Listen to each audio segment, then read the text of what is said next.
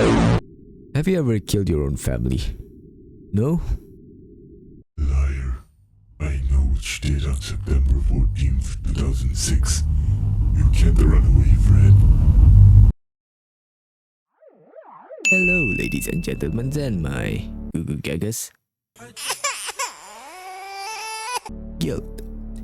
It's a feeling that entraps one's soul. A feeling of being undeserved, a feeling of wrongness and failure in obligation. In this video, we'll be checking out a little game called The Door Stays Closed, created by Gravestone Interactive. The game explores this sensation in a pretty horrid way as per the game description. In the middle of a silent sea stands a small cabin, surrounded by a small forest. Inside lives a man who no longer trusts his own mind. He has done something he cannot undo, something he cannot face. The waves whisper his memories, the trees echo his guilt. Explore the mind of a man trapped between the truth and denial, where every shadow hides a fragment of what he's done and why he refuses to remember. But enough babbling, let's actually get into it.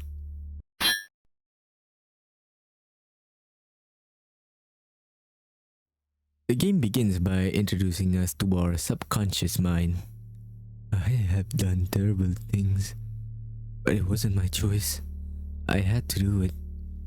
Every choice we make have consequences. There is nothing I can do to change the situation. I deserve this. I wish I could go back in time and change everything.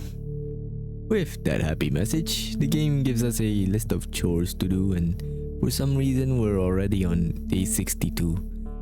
I still don't know why, but I may have a theory that may explain this. The tasks itself are pretty mundane, as it consists of us getting out of our house to retrieve a package delivered to us. Who's delivering this anyway? After that, we have to pray to an altar, eat fish that has been sitting on the table, and then go to sleep on the mattress lying on the floor. It has to be in this order, by the way, because it won't allow you to do certain things first. Believe me, I tried. Whilst we slumber, some strange noises can be heard. Not sure if this is happening in a dream or not.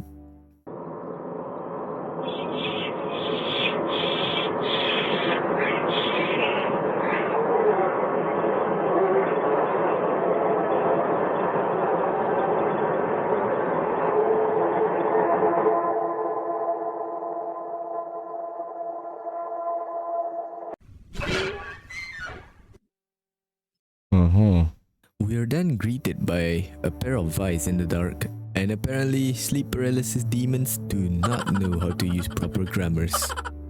It has some vague questions. You know, why are you here? I don't know. Try to sleep back. I didn't want to sleep back. But open. Ay. By the way, I faked my reaction because I'm way too nonchalant to be scared by some puny loud noises.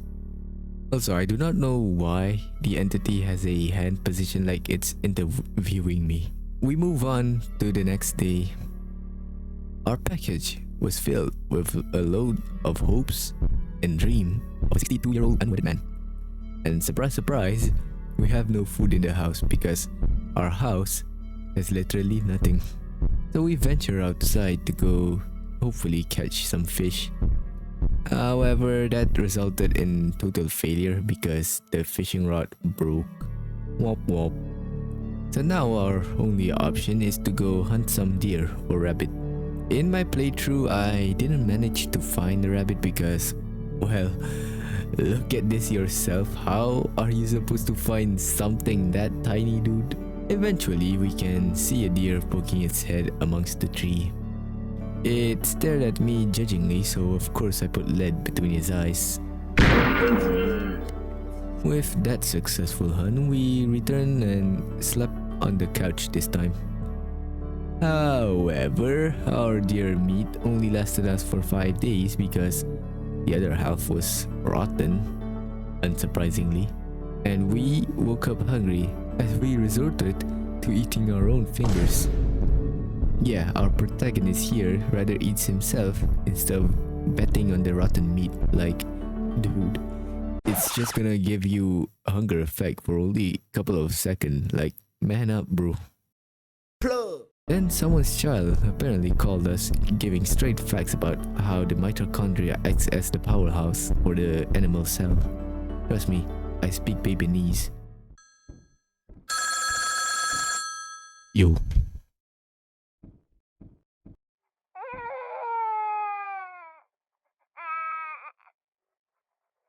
Bro, whose baby is calling me, bro?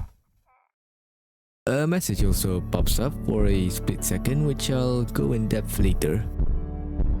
Our whole family is waiting for us upstairs, and I, of course, approach them and hoping to give a loving embrace.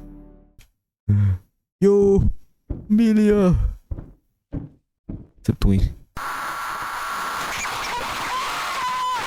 I don't think she really liked me. We jump 11 days forward and we are presented with a gift and a loving note to go alongside it.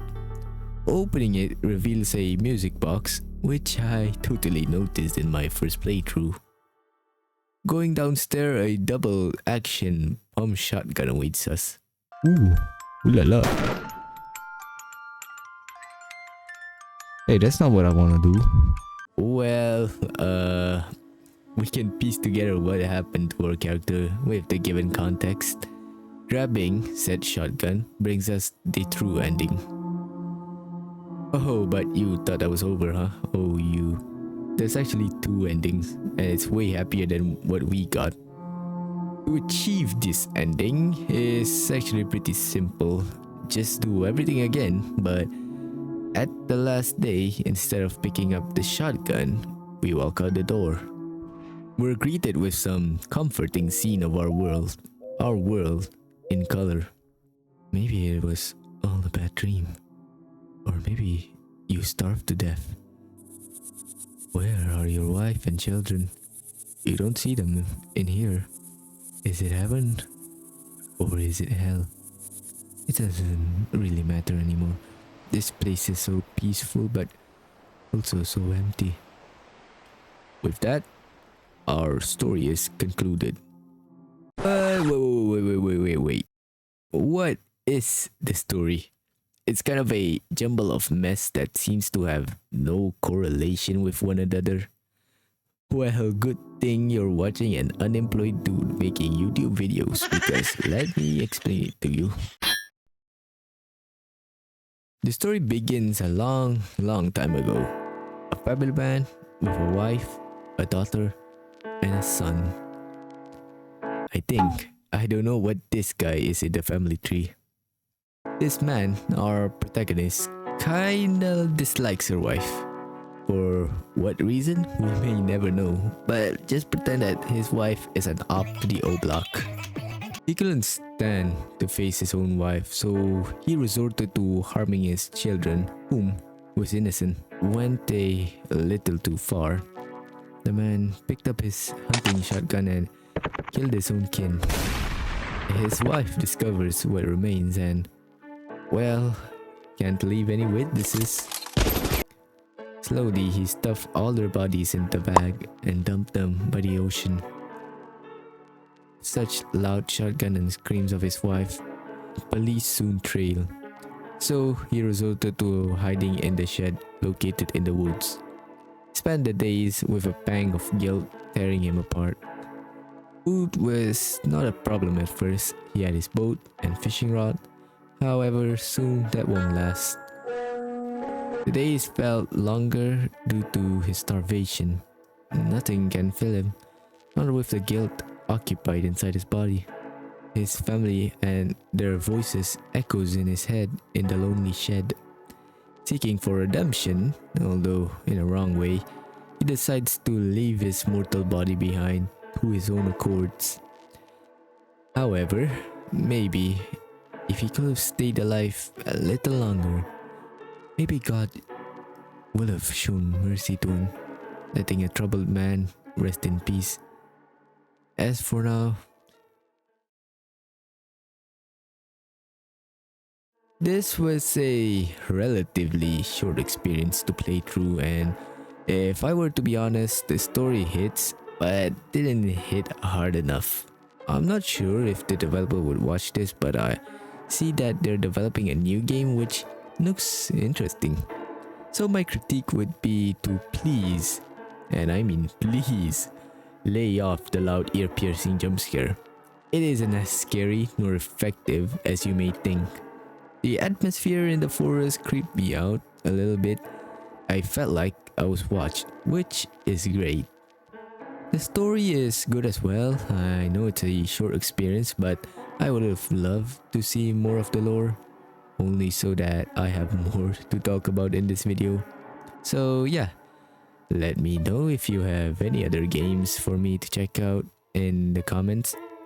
I'm currently experimenting with my channel format, so expect to see more videos like this in the future. In conclusion, maybe don't kill your family